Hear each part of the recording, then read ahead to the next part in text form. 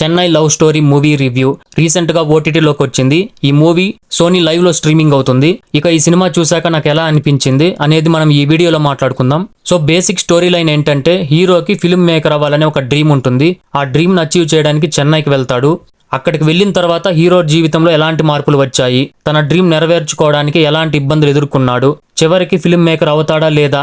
ఇంకొక వైపు హీరోయిన్ కి ఒక లవ్ స్టోరీ ఉంటుంది. ఆమెకి పెళ్లి కూడా ఫిక్స్ అవుతుంది. చివరి నిమిషంలో ఆ పెళ్లి క్యాన్సిల్ అవుతుంది. ఆ పెళ్లి ఎందుకు క్యాన్సిల్ అయ్యింది, ఆ సిచ్యువేషన్ తర్వాత హీరోయిన్ పరిస్థితి ఎలా మారింది, ఆ బాధ నుంచి ఆమె ఎలా బయటకు వచ్చింది, హీరో చెన్నైకి వచ్చిన తర్వాత వీళ్ళిద్దరి మధ్య పరిచయం ఎలా ఏర్పడింది, వీళ్ళ మధ్య లవ్ స్టోరీ ఎలా మొదలైంది, చివరికి వీళ్ళ కథ ఎక్కడి వరకు వెళ్ళింది అనేది మనం ఈ సినిమాలో చూడాలి. ఓవరాల్ గా చెప్పాలంటే ఇది ఒక ఎమోషనల్ లవ్ స్టోరీ. ఇక ఈ సినిమాలో ప్లస్ పాయింట్స్ ఏంటంటే, ముందుగా గౌరీ ప్రియ యాక్టింగ్ గురించి చెప్పాలి. నాకైతే ఈ సినిమాలో గౌరీ ప్రియ యాక్టింగ్ చాలా బాగా నచ్చింది.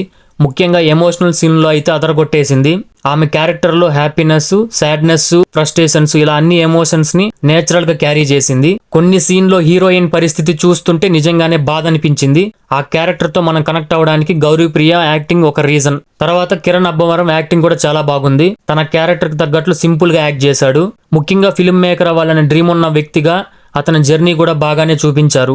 ఇంకా మ్యూజిక్ విషయానికి వస్తే Mani Sharma songs, background music బాగున్నాయి. ఎమోషనల్ సీన్స్ లో బ్యాక్గ్రౌండ్ మ్యూజిక్ చాలా బాగా వర్క్ అయ్యింది.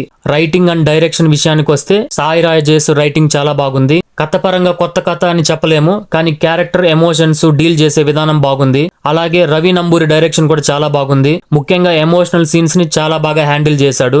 నాకు పర్సనల్ గా ఫస్ట్ హాఫ్ చాలా బాగా నచ్చింది. హీరో క్యారెక్టర్, హీరోయిన్ పరిస్థితి, హీరో చెన్నైకి వెళ్లడం, ఇలా ఫస్ట్ హాఫ్ లో కథ ఇంట్రెస్టింగ్ గా ముందుకెళ్తుంది. సో సెకండ్ హాఫ్ మాత్రం నాకు కొంచెం యావరేజ్ గా అనిపించింది. ఫస్ట్ హాఫ్ ఉన్నంత ఇంట్రెస్టింగ్ సెకండ్ హాఫ్ అయితే నాకు అనిపించలేదు. 1 or 2 సీన్స్ లో హీరో హీరోయిన్ మధ్య జరిగే కాన్వర్జేషన్ అయితే కొంచెం నిబ్బి టైప్ లో అనిపించాయి. ఈ మూవీలో main strength emotions.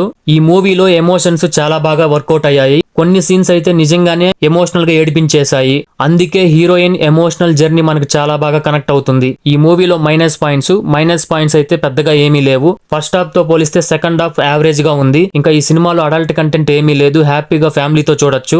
So overall గా నా ఒపీనియన్ ఏంటంటే, చెన్నై లవ్ స్టోరీ ఒక మంచి ఎమోషనల్ లవ్ స్టోరీ. ఈ మూవీ నాకైతే నచ్చింది. ముఖ్యంగా గౌరీ ప్రియ acting, Kiran Abbavaram performance, Mani Sharma music నాకు చాలా బాగా నచ్చాయి. ఈ రివ్యూ మీకు నచ్చినట్లయితే ఒక లైక్ వేసుకోండి. ఇలాంటి లేటెస్ట్ మూవీ రివ్యూ కోసం మన ఛానల్ ని సబ్స్క్రైబ్ చేసుకోండి. మరొక లేటెస్ట్ వీడియోతో మళ్ళీ కలుద్దాం.